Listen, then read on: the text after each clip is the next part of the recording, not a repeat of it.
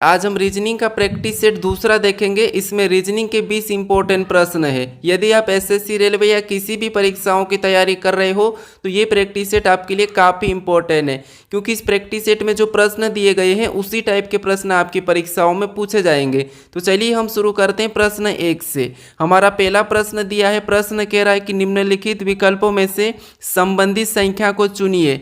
यानी यहाँ पर जैसे 925 का संबंध 16 से है तो हमें यहाँ पर 830 का संबंध बताना है। तो जब भी ऐसे प्रश्न को सोल्व करना है तो यहाँ पर सबसे पहले देखना है कि जिस प्रकार 925 से 16 लिखा है, ठीक है, उसी प्रकार 830 का आपको बताना है। तो देखिए सबसे पहले हमें क्या पता करना है, यहाँ पर 925 से 16 कैसे लिखा है, ठीक है। तो देखिए यहाँ पर संख्या क्या दी है, 925 दी है और यहाँ पर क्या दी है, 16 दी है। यानी ये संख्या हमारी क्या है, बड़ी संख्या है और ये क्या है, छोटी सी संख्या है, ठीक है। तो अब क्या करेंगे, यहाँ पर देखिए ऐसी संख्या जब भी आपको मिले तो यहाँ पर क्या करना है, इन संख्या को आपस में जोड़ लेना है, ठीक है। क्या करना है, आपस में जोड़ लेना है। तो देखिए 925 यानी यहाँ पर कैसे जोड़ना है, 9 + 2 + 5, ठीक है। इनको क्या करना है, आपस में जोड़ना है। तो देखिए इनको आपस में जोड़ लेते हैं तो कितने होते हैं, 16 होते हैं, ठीक है। और यहाँ पर इसका संबंध 16 से दिया है। तो हम क्या करेंगे, उसी प्रकार से यहाँ पर भी इनको आपस में जोड़ लेंगे, ठीक है, सेम इसी तरीके से।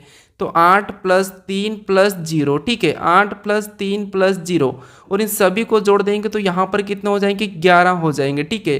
तो जिस प्रकार यहाँ पर जोड़ के 16 लिखा था तो हम भी यहाँ पर जोड़ के क्या लिखेंगे, यहाँ पर 11 आया तो 11 को लिखेंगे, ठीक है। तो यहाँ पर जो 830 है इसका संबंध किससे होगा, 11 से होगा, ठीक है। तो ऑप्शन में देखेंगे, ऑप्शन हमारे डी में दिया है, तो ऑप्शन डी हमारा इस प्रश्न का सही जवाब होगा, ठीक है। चलिए हम बढ़ते हैं प्रश्न 2 पे। अब दूसरे नंबर का प्रश्न दिया है। अब प्रश्न कह रहा है कि कौन सा वेन आरेख निम्नलिखित वर्गों को सही निरूपित करता है। यानी दोस्तों यहाँ पर हमें वेन डायग्राम का प्रश्न दिया है, ठीक है, और पूछा है कि यहाँ पर कौन सा आरेख सही वर्गों को निरूपित करता है। तो यहाँ पर क्या करना है, देखिए जैसे हमें यहाँ पर दिया है सप्ताह, फिर दिया है महीना, फिर दिया है वर्ष, ठीक है।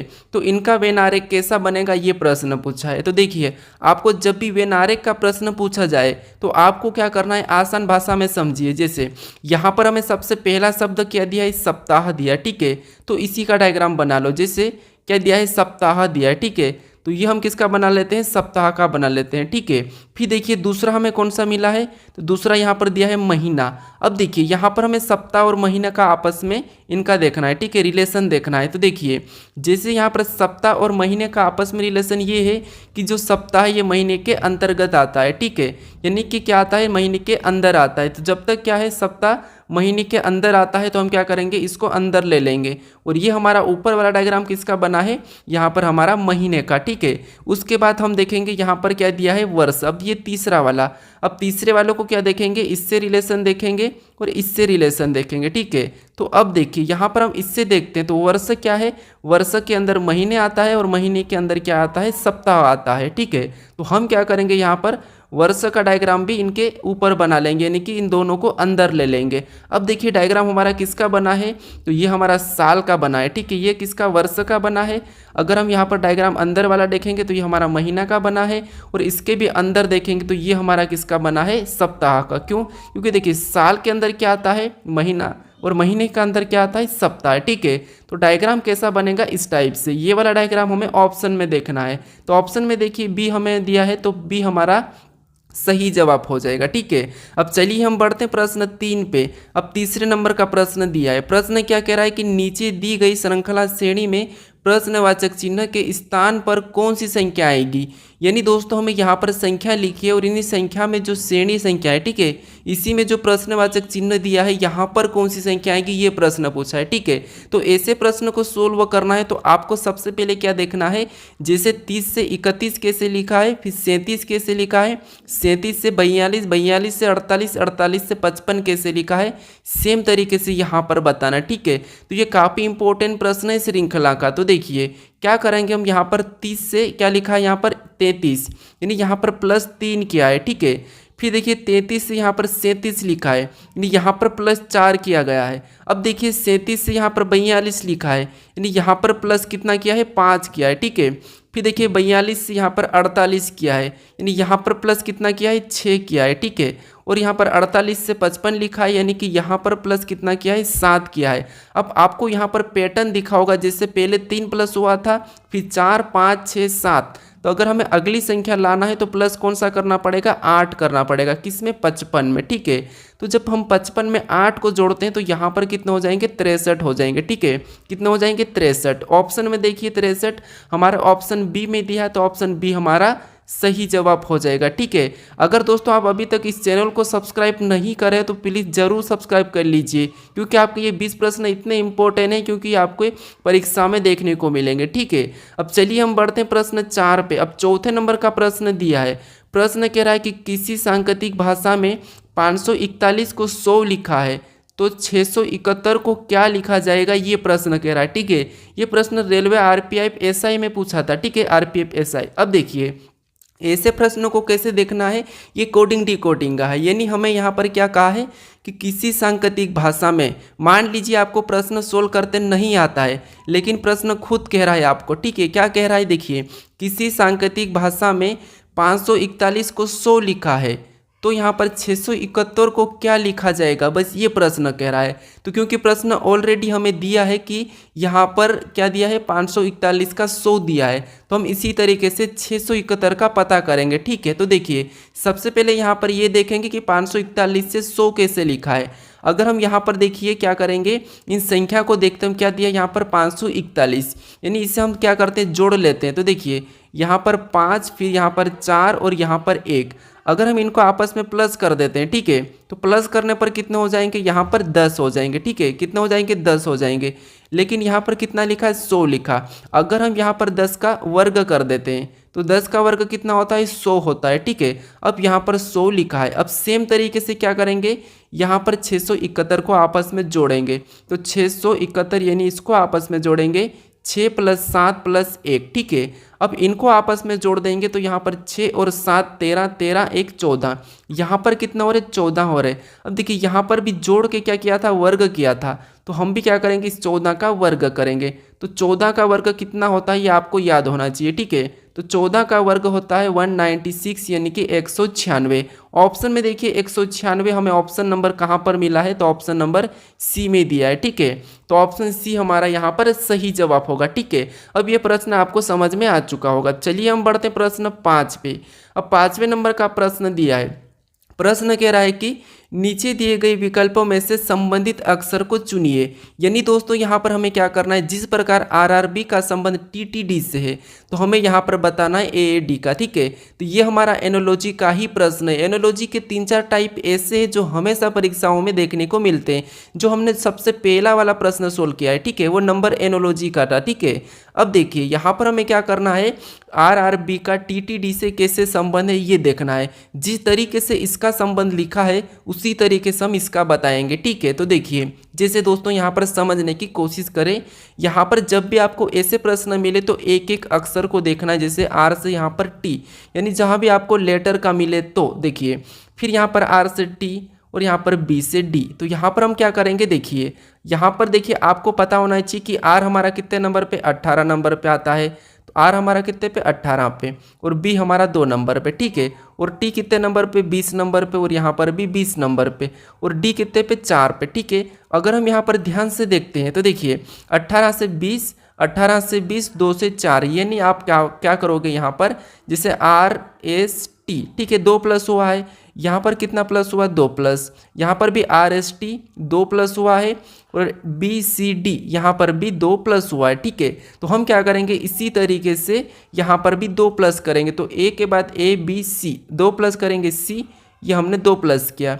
यहाँ पर भी 2 प्लस करेंगे ए बी सी, तो ये 2 प्लस किया सी। ठीक है, फिर डी में भी क्या करेंगे, 2 को प्लस कर लेंगे, तो यहाँ पर 2 प्लस करेंगे तो डी ई एफ, यानी यहाँ पर क्या हो जाएगा, एफ। अब देखिए हमें ऑप्शन में मिलना चाहिए सी सी एफ। ठीक है, ऑप्शन में देखिए सी सी एफ हमें ऑप्शन नंबर बी में मिला है। ठीक है, तो ऑप्शन बी हमारा सही जवाब हो जाएगा। अब चलिए हम बढ़ते हैं प्रश्न 6 पे।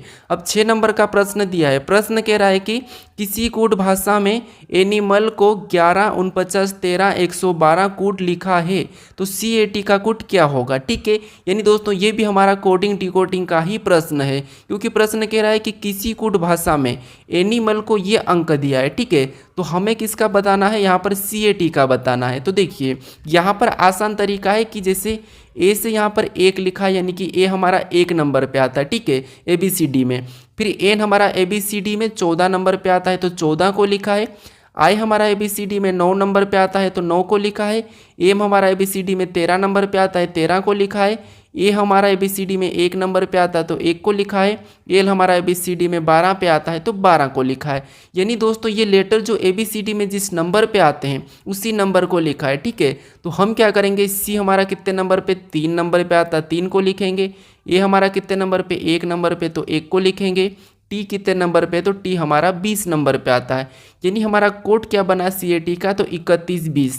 तो ये हमें ऑप्शन में देखना है। ठीक है, 31-20 ऑप्शन में देखेंगे तो ऑप्शन हमारे यहाँ पर डी में दिया है, तो ऑप्शन डी हमारा यहाँ पर सही जवाब हो जाएगा। ठीक है, तो आप सभी प्रश्नों को अच्छे से समझने की कोशिश करें। अगर आपको इन प्रश्नों का PDF चाहिए तो आप टेलीग्राम पर जाकर डाउनलोड कर सकते हो। ठीक है, टेलीग्राम का चैनल का लिंक हमें आपको डिस्क्रिप्शन में दे दूंगा। अब चलिए हम बढ़ते हैं प्रश्न 7 पे। अब 7वें नंबर का प्रश्न दिया है। प्रश्न कह रहा है कि यदि AB बराबर 27 तथा BC बराबर 125 तथा CD बराबर 143 लिखा है तो ABDB बराबर पूछा गया है। ठीक है, तो दोस्तों ऐसे प्रश्न काफ़ी इंपॉर्टेंट होते हैं जो कि SSC रेलवे में पूछे जाते हैं। ठीक है, तो इनको कैसे सोल्व करना है, जैसे यहाँ पर दिया है AB बराबर 27 दिया है तो हमें ये पता करना है कि कैसे दिया है। फिर यहाँ पर BC बराबर 125 दिया है तो ये पता करना है कि ये कैसे दिया है। और यहाँ पर CD बराबर 343 दिया है। लेकिन यहाँ पर अगर आप ध्यान से देखोगे तो ये भी किसी संख्या का घन है, ये भी घन है और ये भी घन है। ठीक है, तो अब देखिए यहाँ पर क्या करना है, इन देखेंगे हम ए को देखेंगे तो ए हमारा ABCD में 1 नंबर पे आता है और B को देखेंगे तो 2 नंबर पे आता है। ठीक है, और इनको आपस में प्लस कर लेंगे तो 1 और 2 कितने होते हैं, 3 होते हैं। ठीक है, और 3 का घन कितना होता है, तो 3 का घन होता है 27। ठीक है, कितना होता है 27, और 27 यहाँ पर दिया है। ठीक है, सेम तरीके से यहाँ पर देखेंगे, देखिए B 2 नंबर पे आता है, 2 को लिखेंगे। C 3 नंबर पे आता है तो 3 को लिखेंगे। फिर क्या करेंगे, इनको प्लस करेंगे तो 3 और 2 यहाँ पर कितने होते हैं, 5 होते हैं। और 5 का घन करेंगे। ठीक है, 5 का घन कितना होता है, 125 होता है। ठीक है, कितना होता है 125, और 125 भी यहाँ पर दिया है। अब सेम तरीके से यहाँ पर पता करेंगे C, तो C 3 नंबर पे आता है, D हमारा 4 नंबर पे आता है। ठीक है, इसे भी आपस में प्लस करेंगे तो कितने हो जाएंगे 7, और 7 का घन कितना होता है, 7 का घन होता है 343। ठीक है, कितना होता है 343, और 343 यहाँ पर दिया है। तो अब क्या करना है, आपको यहाँ पर पैटर्न पता चला होगा कि इनके अंकों को क्या करना है, जोड़ के उसका घन करना है। ठीक है, तो देखिए यहाँ पर A हमारा कितने नंबर पे, 1 नंबर पे आता है। फिर देखिए B कितने नंबर पे, तो B हमारा 2 नंबर पे। फिर D कितने नंबर पे, तो D हमारा 4 नंबर पे। और B कितने नंबर पे, तो B हमारा 2 नंबर पे। हमने यहाँ पर क्या किया था, इनको जोड़ के इनका घन किया था। ठीक है, तो वैसा ही हम यहाँ पर करेंगे। अब देखिए जैसे इनको आपस में प्लस कर लेते हैं, तो यहाँ पर प्लस करेंगे तो 1 और 2 3, 3 और 4 7, 7 और 2 9। यहाँ पर सभी को जोड़ने पर कितने हो रहे हैं, 9, और 9 का घन करेंगे तो 9 का घन कितना होता है, 729 होता है। ठीक है, कितना होता है 729, तो 729 हम ऑप्शन में देखेंगे तो ऑप्शन हमारे C में दिया है, तो C हमारा यहाँ पर सही जवाब हो जाएगा। अब चलिए हम बढ़ते हैं प्रश्न 8 पे। अब 8वें नंबर का प्रश्न दिया है। प्रश्न कह रहा है कि एक पंक्ति में शिवानी का स्थान दोनों ओर से 23वां है तो बताइए पंक्ति में कुल कितने व्यक्ति है। अब दोस्तों आप कुछ प्रश्नों को खुद से भी ट्राई करने की जरूर कोशिश करें, साथ साथ सोल्व करें। ठीक है, तो अब देखिए यहाँ पर एक पंक्ति में शिवानी का स्थान दोनों ओर से 23वां है तो पंक्ति में कुल व्यक्ति कितने हैं ये हमें बताना है।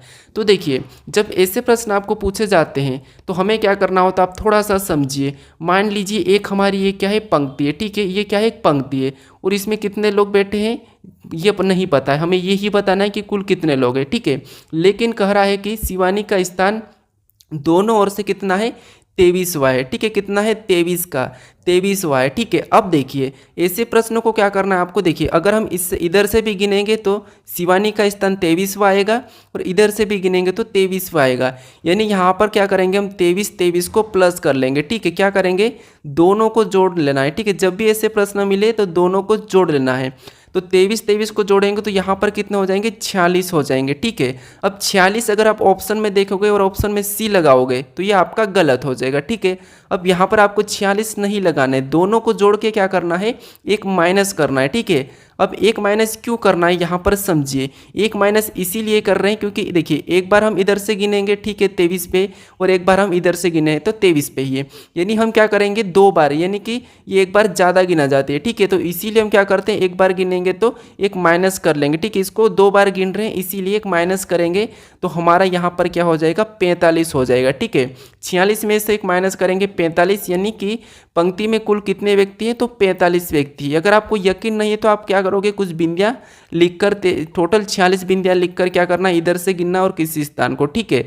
तो हमारा इस प्रश्न का सही जवाब ऑप्शन बी हो जाएगा। अब चलिए हम बढ़ते हैं प्रश्न 9 पे। अब 9वें नंबर का प्रश्न दिया है। प्रश्न कह रहा है कि एक बॉक्स में ए बी सी डी 4 धातु को रखा गया है जिसमें से ए बी से भारी है और बी से सी से भारी है और ए सबसे भारी नहीं है, तो बताइए सबसे भारी कौन है।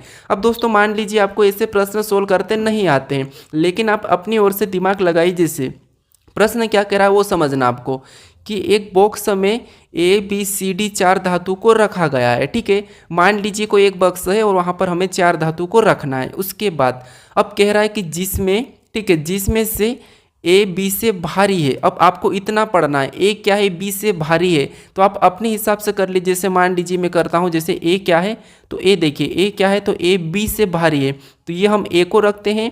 और ए क्या है? बी से भारी है, तो बी क्या हो जाएगा? नीचे आ जाएगा, क्योंकि ये भारी है या बड़ा है। मैं अपनी तरफ से, आप भी अपनी तरफ से सोल्व कर सकते हो आपके साथ भी, ठीक है। अब देखिए ए बी से भारी है, आपको यहाँ पर दिखा है ए बी से भारी है मतलब बड़ा है। फिर देखिए और बी सी से भारी है, यानी यहाँ पर देखिए अब कह रहा है कि बी सी से भारी है, तो अब सी और कहाँ जाएगा? नीचे आ जाएगा। अब देखिए बी क्या है? सी से भारी है, आपको यहाँ पर दिखा है। उसके बाद आगे कहा कि और ए सबसे भारी नहीं है, तो बताइए सबसे भारी कौन है। अब देखिए ये तो सबसे भारी नहीं है, ये प्रश्न का है। और प्रश्न में यहाँ पर बॉक्स में कितने व्यक्ति को बिठाना था? हमें यहाँ पर कितनी धातु थी? 4 थी। तो अब हमारे पास कौन सी बची है? तो डी। अब डी कहाँ हो जाएगी? सबसे ऊपर हो जाएगी। अब सबसे ऊपर क्यों होगी? क्योंकि यहाँ पर कहा है कि ए सबसे भारी नहीं है, ठीक है। ए सबसे भारी नहीं है तो ये डी से कम होगा, ठीक है। तो यहाँ पर प्रश्न पूछा है कि बताइए सबसे भारी कौन है, तो सबसे भारी कौन हो जाएगा? हमारा डी हो जाएगा। अगर सबसे कम पूछा जाता तो सी हो जाता, ठीक है। तो यहाँ पर हमारा डी वाला सही होगा, यानी कि ऑप्शन डी हमारा यहाँ पर सही हो जाएगा। अब चलिए हम बढ़ते हैं प्रश्न 10 पे। अब 10वें नंबर का प्रश्न दिया है। प्रश्न कह रहा है कि विशाल एक लड़की की ओर इशारा करते हुए कहा कि वह मेरे दादाजी के एकमात्र पुत्र की बहू है, बताइए वह लड़की विशाल से किस प्रकार संबंधित है।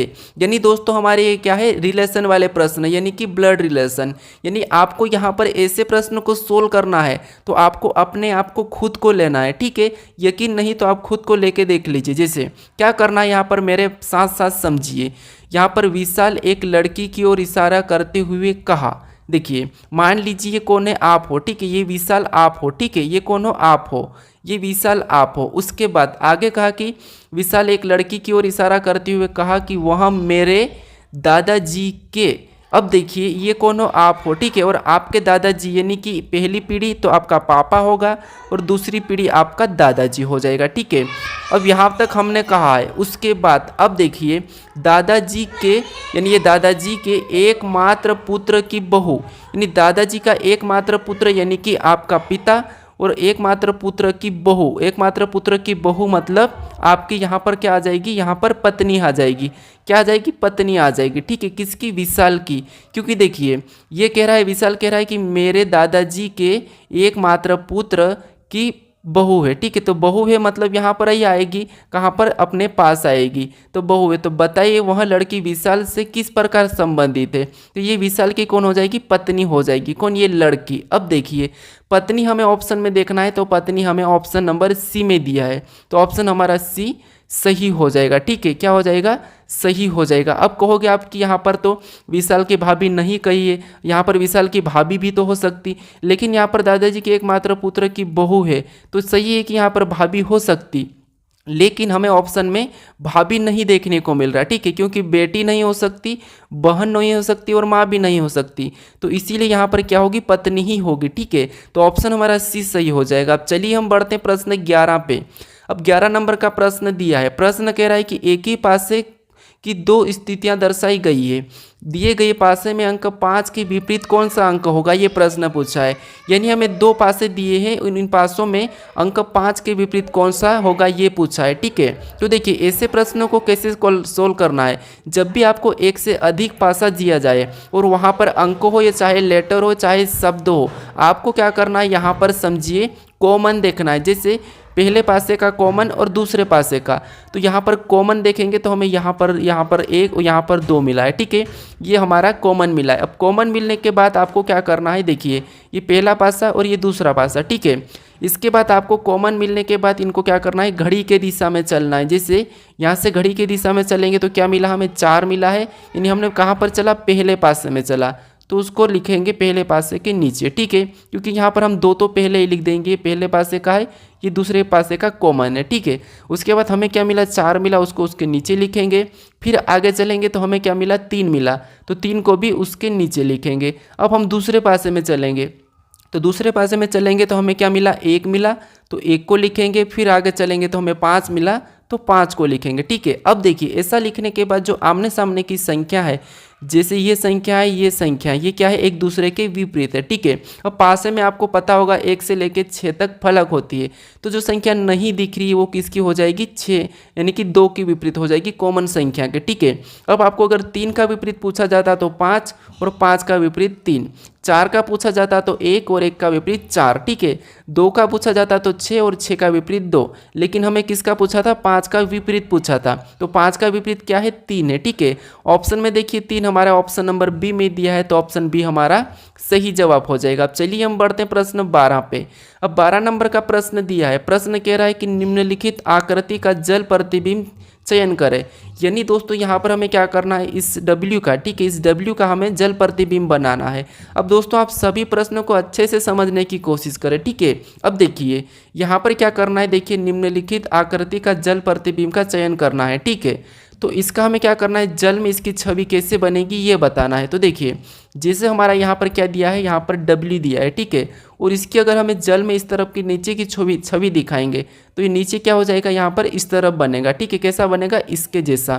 तो ये हमें ऑप्शन में देखना है, तो ऑप्शन में देखिए हमें ए में दिया है, तो ऑप्शन ए हमारा सही हो जाएगा। ठीक है, अब चलिए हम बढ़ते हैं प्रश्न 13 पे। अब 13 नंबर का प्रश्न दिया है, प्रश्न कह रहा है कि निम्नलिखित विकल्पों में से विषम को चुनिए। यानी दोस्तों यहाँ पर हमें क्या कहा है कि निम्नलिखित विकल्पों में से विषम को चुनिए। विषम मतलब हमें यहाँ पर 4 ऑप्शन दिए हैं। ठीक है, और इन 4 ऑप्शन में से कौन सा ऑप्शन है जो तीनों से अलग है, ये हमें बताना है। ठीक है, तो देखिए यहाँ पर जब ऐसे प्रश्न मिले तो आपको क्या करना है, इनके अंक लिखना है। जैसे यहाँ पर देखिए बी कितने नंबर पे, 2 नंबर पे आता है। डी कितने नंबर पे, तो डी हमारा 4 नंबर पे आता है। एफ कितने नंबर पे, तो एफ 6 नंबर पे। ठीक है, वैसा ही यहाँ पर जी को देखेंगे तो जी 7 नंबर पे, एच को देखेंगे तो एच 8 नंबर पे, यहाँ पर जे को देखेंगे तो जे 10 नंबर पे। ठीक है, अब देखिए यहाँ पर एल को देखेंगे तो एल 12 नंबर पे आता है। एन हमारा कितने नंबर पे, तो एन हमारा यहाँ पर 14 नंबर पे आता है। और पी कितने नंबर पे, तो पी 16 नंबर पे। ठीक है, वैसा यहाँ पर आर को देखेंगे तो आर ABCD में 18 नंबर पे आता है। टी हमारा 20 नंबर पे आता है और वी हमारा 22 नंबर पे आता है। अब देखिए यहाँ पर आपको मिलेगा कि कौन सा अलग है। अब कैसे मिलेगा अलग, देखिए यहाँ पर देखिए 2 4 6 यानी कि 2 का अंतर है। और यहाँ पर देखिए 18 20 22 यहाँ पर भी 2 का अंतर है। 12 14 16 यहाँ पर भी 2 का अंतर है, यानी यहाँ पर 2 का अंतर है, यहाँ पर 2 का अंतर है, यहाँ पर 2 का अंतर है। अब यहाँ देखिए 7 8 10 यानी यहाँ पर 2 का अंतर नहीं है, तो आपको यहाँ पर अलग दिखा और हमें विषम ही पूछा था, तो विषम हमारा यहाँ पर है, यानी सभी में 2 का अंतर है। ठीक है, 3 में 2 का अंतर है लेकिन यहाँ पर नहीं है, तो हमें विषम पूछा गया था, तो विषम हमारा कौन सा हो जाएगा, ऑप्शन बी वाला हो जाएगा। ठीक है, कौन सा हो जाएगा, ऑप्शन बी, क्योंकि देखिए बी के बाद सी छूटा और डी, और यहाँ पर देखिए एल के बाद एम छूटा और एन, आर के बाद एस छूटा और टी, लेकिन यहाँ पर जी एच, यहाँ पर देखिए जी एच कोई भी अंक, यहाँ पर कोई भी लेटर नहीं छूटा है, तो ये अलग हो जाएगा। ठीक है, अब चलिए हम बढ़ते हैं प्रश्न 14 पे।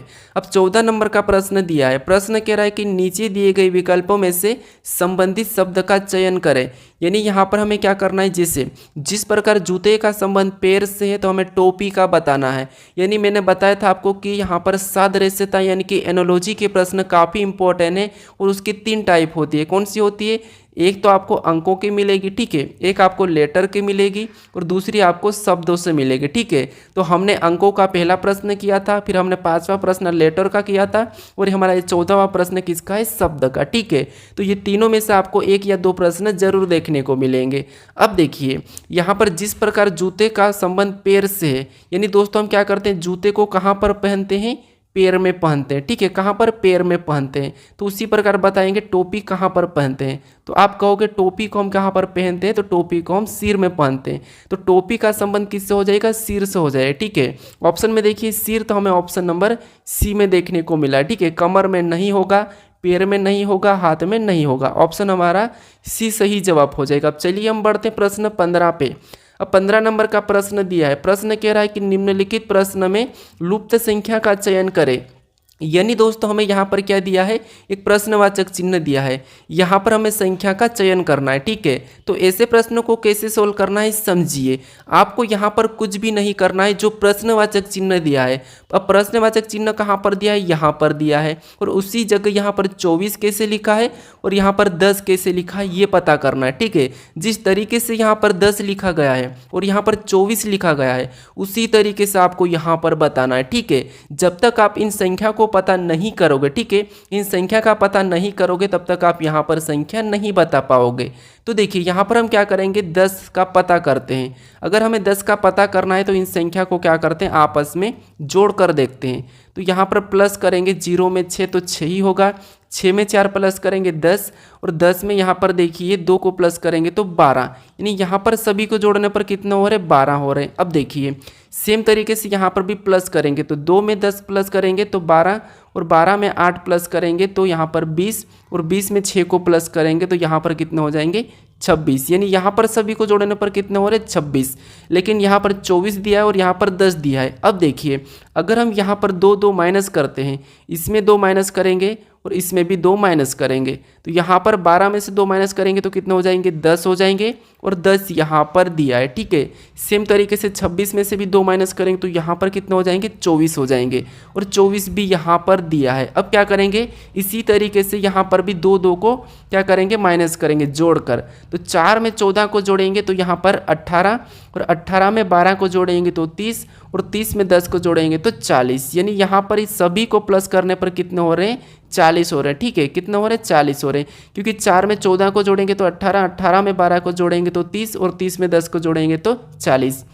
यानी यहाँ पर सभी को जोड़ने पर 40 हुए। जिस तरीके से हमने यहाँ पर 2 को माइनस किया था, यहाँ पर 2 को माइनस किया था, तो यहाँ पर भी क्या करेंगे, 2 को माइनस करेंगे। तो 40 में से 2 को माइनस करेंगे तो कितने बचेंगे, 38 बचेंगे। यानी जो प्रश्नवाचक चिन्ह दिया है यहाँ पर क्या आएगा, 38 आएगा। ठीक है, अब हमें ऑप्शन में देखना है कि 38 कहाँ पर दिया है, तो ऑप्शन हमें सी में दिया है, तो ऑप्शन सी हमारा सही जवाब हो जाएगा। ठीक है, तो तीनों आकृति में सेम तरीके से अंक लाना चाहिए। ठीक है, अब चलिए हम बढ़ते हैं प्रश्न 16 पे। अब 16 नंबर का प्रश्न दिया है, प्रश्न कह रहा है कि नीचे दिए गए शब्द का, यानी कि नीचे दिए शब्द का उपयोग करके कौन सा शब्द नहीं बनाया जा सकता। ये एसएससी का फेवरेट प्रश्न है। ठीक है, कैसे, देखिए नीचे दिए गए शब्द का उपयोग करके कौन सा शब्द नहीं बनाया जा सकता है। यानी दोस्तों यहाँ पर जो शब्द हमें दिया है, ये जो हमें अक्षर दिए हैं, इनका प्रयोग करके कौन सा नहीं बनाया जा सकता। यानी प्रश्न का कहने का मतलब ये है कि हम इन अक्षर को आगे पीछे कैसा भी लिखें और इनसे कोई सा भी शब्द बनाएं, लेकिन हमें कह रहा है कि नहीं बनाया जा सकता। तो देखिए अगर हम पहले को देखते हैं तो बी दिया है, मतलब बन रहा है, एल दिया है, फिर यहाँ पर देखिए ई बी दिया है, यहाँ पर एन दिया है, और यहाँ पर देखिए डी भी दिया है। ठीक है, मतलब ये शब्द तो हमारा बन रहा है। यहाँ पर हमारा ऑप्शन बी तो बन रहा है, लेकिन हम ऑप्शन यहाँ पर देखिए हमारा ऑप्शन बी को देखेंगे तो बी में देखिए यहाँ पर बी दिया है तो बी भी दिया है, ए यहाँ पर नहीं दिया है, ठीक है। यहाँ पर क्या दे दिया है, ए दिया है, और यहाँ पर ए नहीं दिया है, तो इसीलिए इस शब्दों को हम क्या करेंगे, नहीं बना सकते इस शब्दों का प्रयोग करके, ठीक है। लेकिन ऑप्शन देखिए, सी को हम बना सकते हैं, LEND दिया है, बी को भी बना सकते हैं, BINGE दिया है, इसे भी हम बना सकते हैं। लेकिन हम ऑप्शन वाले बी को नहीं बना सकते क्योंकि यहाँ पर ए दे दिया है, तो इसे हम नहीं बना सकते। तो ऑप्शन हमारा कौन सा हो जाएगा, बी वाला हो जाएगा। हमें पूछा था नहीं बनाया जा सकता। अगर आपको यहाँ पर पूछता कि बनाया जा सकता, तो सारे 3 ऑप्शन ऐसे रखते हैं जिससे नहीं बनता, और एक ऑप्शन ऐसा रहता है जो बन रहा होता है, ठीक है। लेकिन हमारा यहाँ पर ऑप्शन बी वाला सही हो जाएगा। अब चलिए हम बढ़ते हैं प्रश्न 17 पे। अब 17 नंबर का प्रश्न दिया है। प्रश्न कह रहा है कि किसी कोड भाषा में यहाँ पर प्लस का मतलब गुणा और माइनस का मतलब भाग, प्लस और गुणे का मतलब भागित और भागित का मतलब माइनस से, तो निम्नलिखित प्रश्न का उत्तर क्या है। यानी दोस्तों यहाँ पर क्या करना है, ये जो हमें दिया है कुछ समीकरण दिए, इससे सोल्व करना है। तो सबसे पहले आपको क्या करना है, हमें यहाँ पर 54 और बीच में क्या है, गुणा का चिन्ह है, ठीक है। 54 और 9 और बीच में देखिए, तो सबसे पहले आपको 54 लिखना है और बीच में क्या चिन्ह दिया है, गुणा, और गुणा का अर्थ यहाँ पर कहा है कि गुणा का मतलब यहाँ पर क्या कहा है, भागित। तो बीच में क्या करेंगे, भागित का चिन्ह लगा लेंगे और फिर 9 को लिखेंगे, ठीक है। फिर देखिए अगला हमें कौन सा चिन्ह मिला, माइनस का मिला, और माइनस का मतलब यहाँ पर देखिए क्या कहा, तो माइनस का मतलब यहाँ पर प्लस कहा, तो हम यहाँ पर प्लस का चिन्ह लगाएंगे। फिर हम अगली संख्या लिखेंगे 3, ठीक है। फिर हमें अगला चिन्ह कौन सा, भागित मिला है, और भागित का मतलब यहाँ पर क्या कहा, तो माइनस कहा, तो हम अगला क्या करेंगे, माइनस लगा के 4 को लिखेंगे, ठीक है। आपको सिर्फ चिन्ह बदलना, फिर सोल्व करना है, ठीक है। अब देखिए, अब सोल्व करेंगे तो यहाँ पर सोल्व करने पर देखिए सबसे पहले भाग को सोल्व करते हैं, फिर प्लस फिर माइनस, ये आपको पता होगा, ठीक है। अब देखिए यहाँ पर भाग देंगे 9 और 54 में, तो 9 छिंग 54, यानी कितने बार में गए, 6 बार में। तो हमारे पास अब क्या बचा, 6 प्लस 3 माइनस 4 बचा है, ठीक है। अब क्या करेंगे, हम प्लस करेंगे, तो देखिए 6 और 3 को प्लस करेंगे तो यहाँ पर कितने हो जाएंगे, 9 हो जाएंगे। अब हमारे पास क्या बचा है, 9 माइनस 4। अब 9 में से 4 को घटाएंगे तो यहाँ पर कितना हो जाएगा, 5 हो जाएगा, ठीक है। तो जो हमारा समीकरण का सही जवाब क्या होगा, 5 होगा। ऑप्शन में देखिए 5 हमें ऑप्शन नंबर बी में मिला है, तो ऑप्शन बी हमारा सही जवाब हो जाएगा। अब चलिए हम बढ़ते हैं प्रश्न 18 पे। 18 नंबर का प्रश्न दिया है। प्रश्न कह रहा है कि निम्न आकृति में कितने वृत्त है, यानी दोस्तों यहाँ पर हमें वृत्त की संख्या बताना है, यानी कि जो गोल वाला है, ठीक है, इसकी संख्या बताना है। तो ये सिंपल सा प्रश्न हमें गिनना है, लेकिन दोस्तों आपको ध्यान से गिनना है, ठीक है। अब देखिए गिनेंगे, यहाँ पर देखिए, यहाँ पर छोटे छोटे को गिनते हैं, 1 2 3 4 5 6, ठीक है। फिर 7 8 9 10 11 12 13 14 15 16 17, यहाँ पर टोटल हमें कितना मिला है, 17। एक बार और गिन लीजिए, कैसे गिनना, आपको छोटे से छोटे पहले गिनते हैं। जैसे देखिए 1 फिर 2 3 4 5, ये 5 हो गए। 5 के बाद 6 7 8 9 10 11 12 13, फिर देखिए हमने बड़े को गिनेंगे, 13 के बाद 14 15 16 17, यहाँ पर कितने वृत्त है, तो 17 है, ठीक है। तो हमें 17 ऑप्शन में देखना है, तो 17 हमें ऑप्शन नंबर बी में मिला है, तो ऑप्शन नंबर बी हमारा यहाँ पर सही हो जाएगा, ठीक है। अब चलिए हम बढ़ते हैं प्रश्न 19 पे।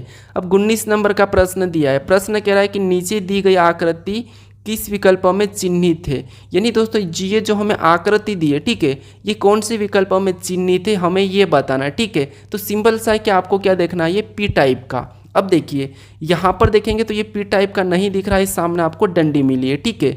तो ऑप्शन हमारे यहाँ पर ए में नहीं दिखा है। अगर हम ऑप्शन बी में देखेंगे तो ये हमारा पी टाइप दिखा है। फिर देखिए यहाँ पर ऑप्शन देखिए सी में भी नहीं दिख रहा है पी टाइप का, और ऑप्शन यहाँ पर हमारे डी में भी नहीं दिखा है, सिर्फ हमें कहाँ पर दिखा है, यहाँ पर पी टाइप का दिखा है। तो ऑप्शन हमारे यहाँ पर कौन सा हो जाएगा, कौन से विकल्प में चिन्हित है, तो ऑप्शन बी में चिन्हित है, कौन सी आकृति, ये वाले आकृति, ठीक है। तो ऑप्शन बी हमारा यहाँ पर सही जवाब हो जाएगा। अब चलिए हम बढ़ते हैं प्रश्न 20 पे। अब 20वें नंबर का प्रश्न दिया है। प्रश्न कह रहा है कि नीचे दिए गए आकृति को पूरा कीजिए, घुमाने की अनुमति नहीं है। यानी दोस्तों आपको क्या करना है, इस आकृति को पूरा करना है जो प्रश्नवाचक चिन्ह दिया है, और इसमें आपको क्या करना है, घुमाने की अनुमति नहीं है, ठीक है। तो अगर हम सिंपल सा देखेंगे तो आपको ये लाइन एक पहली मिलेगी 1, फिर दूसरी 2, फिर यहाँ पर तीसरी, और इससे ये आकृति पूरी होगी। लेकिन हम यहाँ पर इससे ही आकृति को रखेंगे तो हम कौन सा वाला ऑप्शन सी को तो नहीं रख सकते, ऑप्शन हम डी को भी नहीं रखेंगे। अब देखिए पहली हमें छोटी सी मिलना चाहिए, लेकिन यहाँ पर तो छोटी नहीं है तो ऑप्शन बी भी नहीं रखेंगे। हमारा सिर्फ यहाँ पर क्या होगा, ऑप्शन ए ही वाला सही होगा, क्योंकि प्रश्न ने ये भी कहा था कि घुमाने की अनुमति नहीं है। और यहाँ पर देखिए ऑप्शन सी में थोड़ा सा हमारा क्या है, दूर दूर 3 लाइन है, तो इसीलिए हमारे यहाँ पर ऑप्शन कौन सा वाला हो जाएगा, ए वाला हो जाएगा। ठीक है, अब दोस्तों आज के लिए इतना ही।